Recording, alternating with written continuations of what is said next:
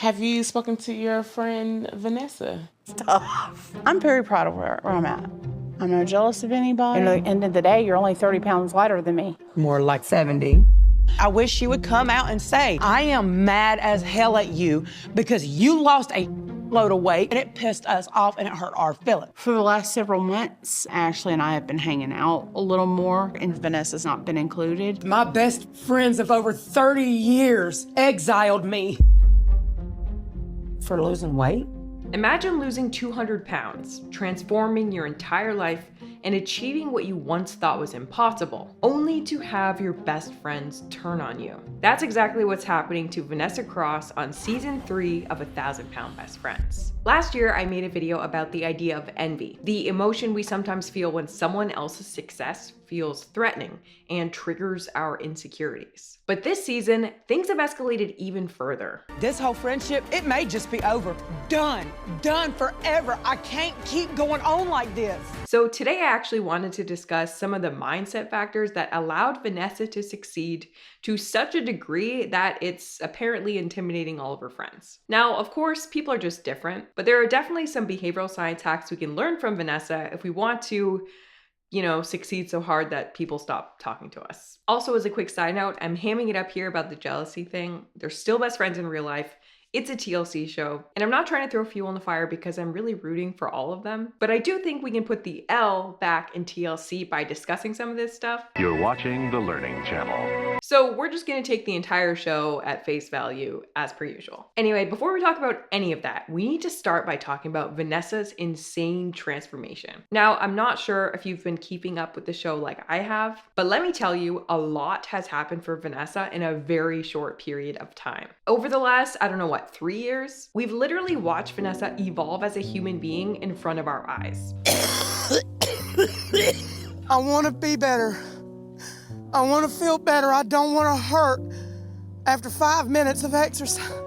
She went from being nearly bedbound to losing 200 pounds and taking control of her life. And it's not just a physical transformation either. She's really become a completely different person mentally too. And now in the most recent episode, spoiler alert, Vanessa just got her much deserved skin surgery. All my skins, all my flabs. After she lost basically an entire person, but was left with a little friend in the process. Miss Betsy May, you make this hard, man. I guess that's kind of sad that the only role that got named was her, but she is predominant. Motivation.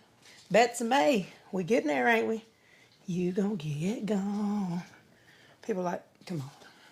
And as a quick recap of her before versus after, when we met her 3-ish years ago, she was almost 500 pounds and just so much different. Is this eating healthy?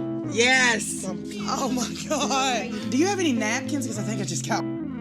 She always has an excuse to eat junk food. That honey bone is gonna trigger you. Don't have it. I've tried so hard to do it, but I can't eat. I feel like looking for ways to fail.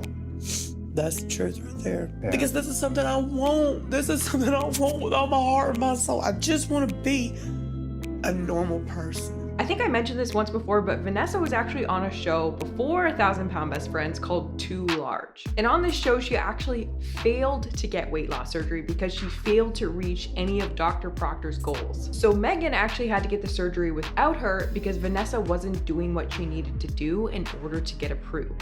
He's given me several chances to lose weight. I'd always go in bullcrapping and I'm lying to him, just whatever. I just can't seem to stick to a diet. And the difference in mindset for her here is just so insane and so inspirational to see. Back then, I don't know if Vanessa thought it was fully possible for her. Like, she definitely didn't know if she could do it, which is crazy because current day Vanessa is just such a strong and confident person who I think has really realized, or is at least starting to realize, that she's truly capable of anything. Like, she's always been really confident. I've always wanted to wear a string bikini. Really? Oh, hold on. Oh my God. You gonna wear this? I would love to. I want to show this off. I feel beautiful, courageous, nude. But now Vanessa clearly has something beyond confidence, something called self-efficacy. Self-efficacy is the belief we have in our own abilities. It's the feeling that you're capable of doing what needs to be done to reach a goal or handle a challenge. When you have self-efficacy, you're motivated, you take more action, you handle obstacles and setbacks better, and it creates this positive cycle where you just keep building on your past successes. I've really learned that changing your habits and your behavior is all mental. It's all mindset. Like, self-efficacy is a mindset thing. And Vanessa has clearly realized that change has always been possible for her, and she's running with it. And it's just so fun and so heartwarming to just watch her continuously level up and take her life back. I personally think there's so much to learn from Vanessa's story, because her story really shows that change really can happen in an instant, and mindset is everything, especially on this season of 1,000 Pound Best Friends. I started this journey at 448 pounds. That is a 220-pound loss. So I've lost a fat person. I keep busting out crying because it's good, it's happy. It's something that I've been wanting really, really bad. But in all honesty, I never in a million years thought that this would come true. For me, as long as this show is focused on people who are serious about changing their lives, I'm loving it and I'm tuning in every week. Like, I feel like we need more TV shows like this on TV. Biggest Loser, as much as I loved it, it was very problematic. You can't have people on a weight loss game show. It's extremely unhealthy. What do you feel? Let me see.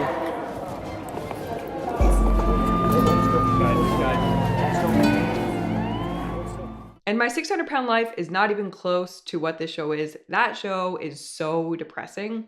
Not necessarily all the time. But this is not that. This is relatable people working to get their lives back after a low point. And in season 1, the idea of the show was that there were 4 friends supporting each other and pushing each other on their journeys to change their lives and get weight loss surgery. And I loved that as a concept. However, the first few episodes of this season so far, aside from having lost one of the 4 original women, Tina. I'm Tina. I'm 40 years old. Who was then replaced with another woman named Tina. I'm Tina, I'm 52. More on that later. So far, season 3 has really just shown the other women, Ashley and Megan, being catty and what genuinely seems like jealous of Vanessa's success. Have you spoken to your friend Vanessa? Stop. And every clip in the first few episodes, they're talking behind her back, calling her a know-it-all. What I'm saying is that the dynamic of the friendship has changed. I didn't know once you actually saw the success with your surgery that we were going to be in a place of abandonment. Well, that's not true.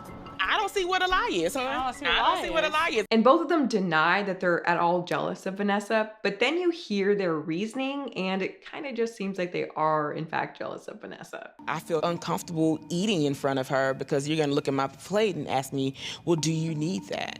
And you know, when she was the biggest one of us all, nobody did that to her. I mean, to me, that sounds like Ashley's trying to order pizza and Vanessa's not about it. You know what I mean? And maybe it's a TLC narrative. We don't know what percentage is real and what percentage is fabricated or fake, but there definitely were already whiffs of envy in the previous season. Look how skinny you are. Amazing. Go home. Who are you? I don't know. You're not my best friend. There's an teensy kind of bit of me that is super jealous. I wish I was still at that phase, the honeymoon stage. I'm happy for you. And it's just a fact that not everybody feels happy for their friends when they're crushing it. But anyway, I don't want to get too deep into the whole drama of it since I already made a whole video about this topic before. I just want to make the point that if you are trying to make positive changes in your life and you have friends around you acting weird and you don't know if it's just all in your head or if it's not happening or if you're worrying that you did something wrong or if you're feeling guilty for some reason, it's not you. It's them. Even Vanessa's sister Jackie makes this joke on their way to the skin surgery. You're gonna be half the woman that you are. I know. Don't be trying to get skinnier than me, bitch. Oh, I will be. I will be. And she's kidding, but that thought did occur to her. We judge ourselves based on the people around us. So if someone starts doing better than us, we can become competitive and we sometimes start questioning ourselves, and that doesn't always feel great. This is a normal human feeling. The trick is really being mature enough to handle it. It's recognizing that you're having those feelings and then be like, how can I deal with these in a productive way? But yeah, this isn't gonna happen with everyone in your life, but it happens often enough. It truly is such a phenomenon that someone in the bariatric support group also says. And you might lose some people on the way, but you might gain some lifelong friends. Say that one again, pretty please. Yes, you will.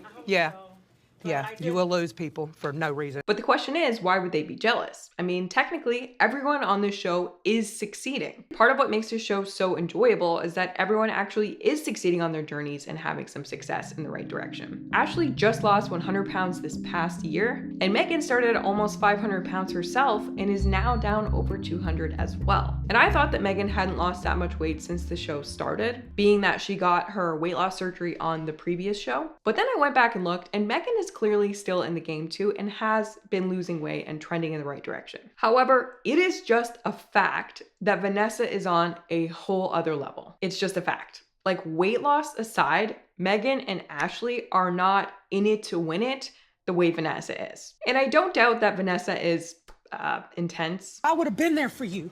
I would have been there for you through any of it.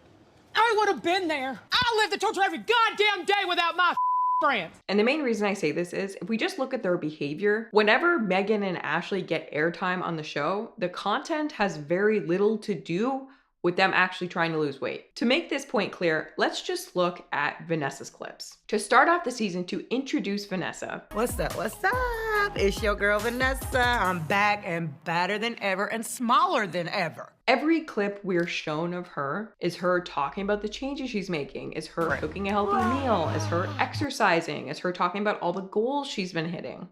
I love fitness now. I ain't gonna say I love walking, but I enjoy a good walk. She's clearly embraced this new lifestyle to the point that on the show, it's really all we hear from her. And yeah, it's a reality TV show, but they have to go off of what actually happens in reality. All in all, it's a major signal. And I also follow her on Instagram, so it's very clear that she is very committed to this lifestyle, which behaviorally says she's very likely to stick with it for the long run. The initiative she takes, the commitment she has, but we don't really get these same commitment signals from Ashley and Megan on the show. On the show, both of them barely talk about their journeys. It just does not come off like their priority. And maybe that's due to the editors. Maybe the editors just wanted to make a more dramatic storyline, so that's the way they position things. But okay, let's just compare and contrast the opening clips for Vanessa and Megan. As we've already discussed, Vanessa's opening clips, getting on the scale, eating healthy, exercising, etc., okay? Since I've lost the weight, I'm physically different, mentally different. I reach monumental goals every day that people of regular and average size have lived with every day of their life. Now, let's take a look at Megan's opening clips for season 3. Hey y'all, I'm back and blonde. You know, a lot has happened for me over the last year, from getting married to moving out of my friend Tina's house. But the biggest change by far, we have a new addition to the family. This is where we're expecting her to talk about all the positive changes she's made, but the biggest change by far ends up being that she acquired 11 cats, including an extremely obese cat and a ton of cat memorabilia. I've got cat knobs on my kitchen cabinets. I've got cat dish towels, cat mugs, mats, everything. And eventually, her weight loss journey does get brought up, but all she says is this. I feel like I'm in a good place right now. But when it comes to losing weight, I am not where I want to be. That's it.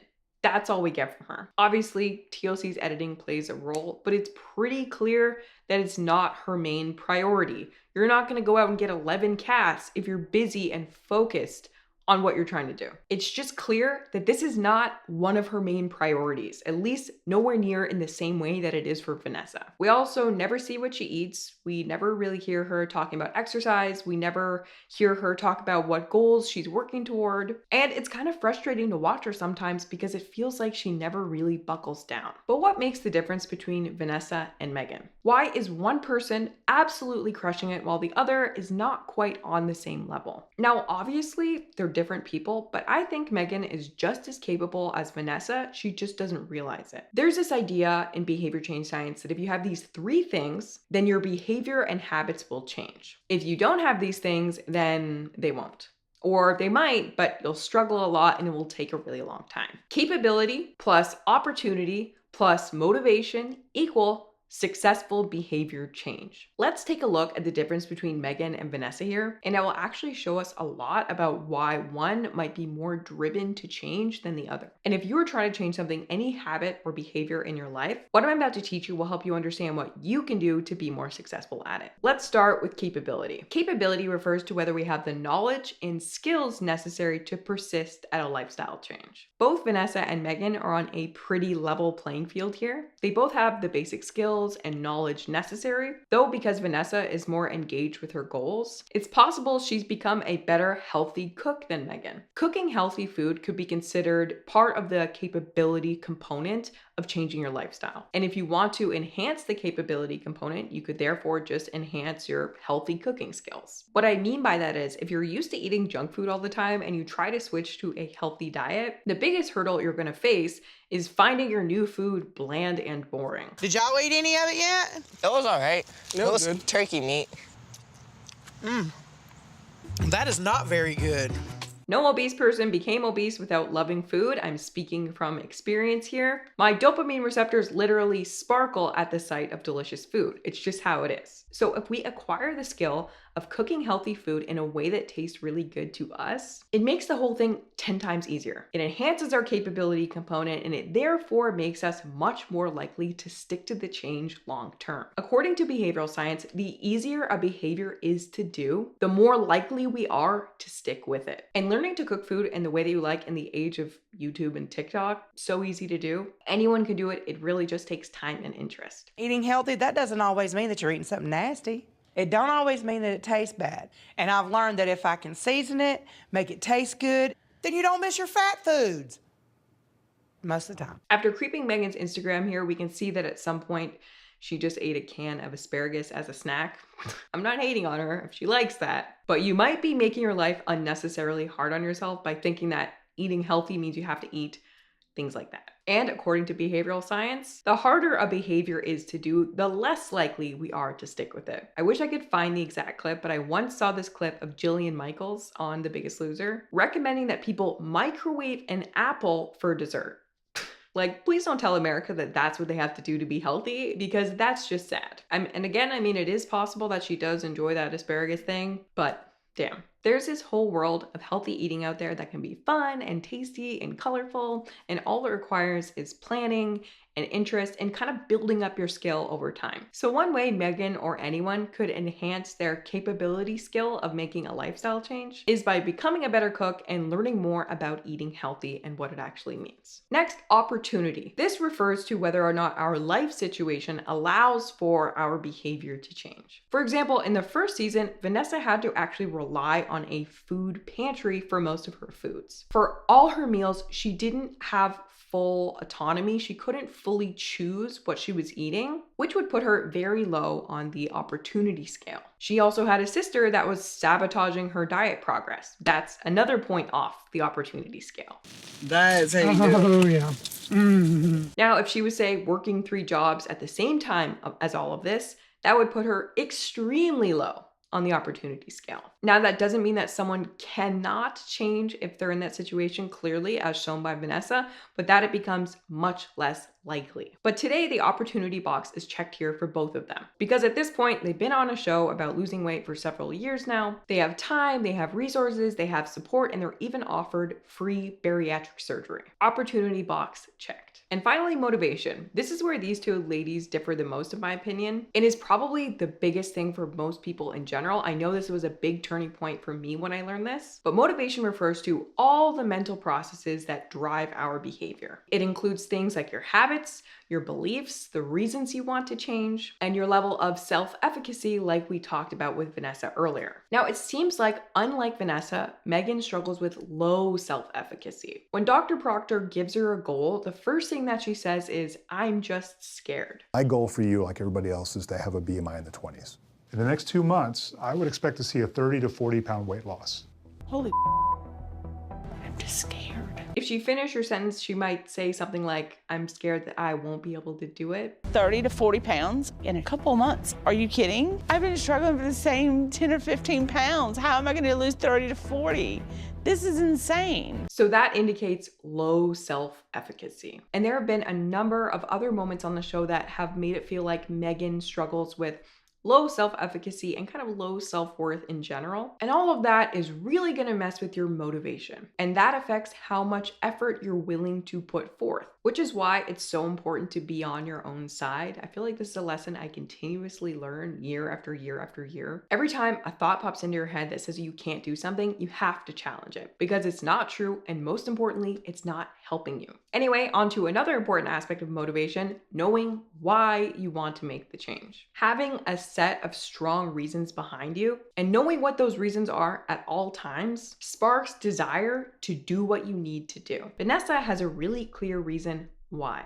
It started with Jacob, her son. Seeing him struggle really lit that fire for her initially. If I start eating better, I start losing weight, I go on a big diet, he'll do it with me. Mama's stepping up now.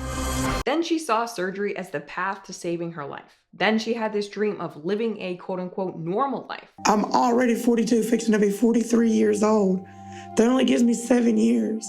Then she was so close to getting this skin surgery. As a result, during her success arc, Vanessa has always had a ton of clarity about what it was that she wanted. Her success really started when she gained some clarity about why this change was so important to her, starting with Jacob. I want to get on the right track. I want to do this damn thing for myself, but not only that, so that Jacob can see me, because I do not want him going down the same path I went down.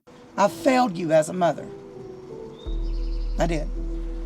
Clarity is extremely motivating. It fills you with drive and energy to change. Now, Megan, on the other hand, I couldn't tell you what her why is just from watching the show. And being that her why is not obvious, if it's not obvious to her as well, then it's clear why she might have less motivation overall. There's less clarity, less purpose behind her daily behavior, and therefore she's much less motivated to take action. Motivation is really just your desire to do the thing that you need to do. And it's actually something you have a lot of control over. But it really comes down to the way you think about the changes that you're trying to make in your life and how important you think these changes are. But when I was looking for clips for this video, I accidentally came across Megan's why. This is a clip from the previous show, Too Large, a clip from prior to her getting weight loss surgery. Listen to what she says. Why do you want to do this? I'm tired of feeling like I'm chained. I feel like I'm in prison. I know what it's like to walk on the beach. So I want to know what it's like to be married and be able to walk down the aisle. That's why I want the surgery. Thank you. So there's Megan's motivation. She wanted to get rid of the breathing tube, she wanted to walk on the beach, and she wanted to get married. And if you watch the show, you'll actually know that Megan doesn't have a why anymore because she achieved all of her goals. She already checked all those boxes. So of course she's not quite as motivated as Vanessa. She's already achieved everything she set out to do. So the first thing she should do to help build up her self-efficacy is just be really proud of herself. She literally hit all the goals she set out to achieve at the beginning. So she's earned self-efficacy, the faith in her ability to do what she needs to do. So if Megan now wants to take things to the next level, it's time for her to figure out a new why. This whole time, there's been a carrot dangling in front of Vanessa's face. But Megan already ate her carrot a long time ago. Megan's goal now might be to not die or to be healthier. These are classically not good goals because they're not actually motivating. So if Megan wants to relight the fire, she needs to do some self-reflecting and figure out what exactly she wants on the other side of all this effort she's going to put forth. She needs to figure out why reaching this next level and what that level is and why it's so important to her. Once you have capability and opportunity checked off, motivation really is all a mindset thing. There are some physiological components as well, but mostly a mindset thing. And I don't know where she goes in this season yet, but actually in episode 1, she started talking about getting a top up on her surgery. I actually got down to 289, which is my lowest weight as of yet. My weight loss has plateaued. I would love to talk to Dr. Proctor and maybe have another surgery. Maybe that's what I need. Maybe I just need a little pick-me-up. You know what I'm saying? And I'm assuming this season she will go on to get another bariatric surgery, but I just think it's so unnecessary. Surgery is not a magic pill, it just makes it physically harder for you to eat. But you can do that with your mind. It's really just a reshifting of your priorities. Megan claims that she wants the top up because she's doing everything right. I've tried just about everything, you know, following the rules, following the diet plans, while having a sign in her kitchen that says calories don't count on the weekend. Those are major mixed messages. That's like an alcoholic having signs like these. Wine stoppers are for quitters. Save water, drink beer. Or like an ex-cigarette smoker wearing a Camel t-shirt. As a former food addict, I really feel like you're sending yourself serious mixed messages with that sign in your kitchen. But yeah, it's really all mental. I think that's what Vanessa's trying to get across to her friends that's causing such a rift. Surgery is not magic. It's never been magic. It's always just been about them changing their habits and changing their mindset. So I guess we'll see what happens on the rest of season 3. And speaking of season 3, there are actually 2 more new characters on the show, Tina and Scott. Really rooting for both of them, and I guess we'll check in on their stories when there's more to it. If you haven't watched the show, go watch it. It's fun, it's inspirational, it's heartwarming, and you really root for everyone. Or click here to watch a playlist of my other videos on 1,000 Pound Best Friends. Thanks so much for watching, and I will see you in the next one.